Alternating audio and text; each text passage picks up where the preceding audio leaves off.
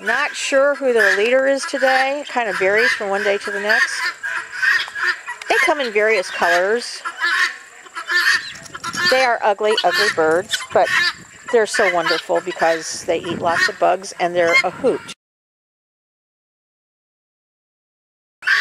Ducks of different colors, and they all get along famously without anyone having to be subsidized by anyone else. Aflac is on the right, Duck is on the left, and in front of them is Ms. Duck. And Ms. Duck lays eggs. I've not let her hatch any yet. They're very opinionated. They talk all day long.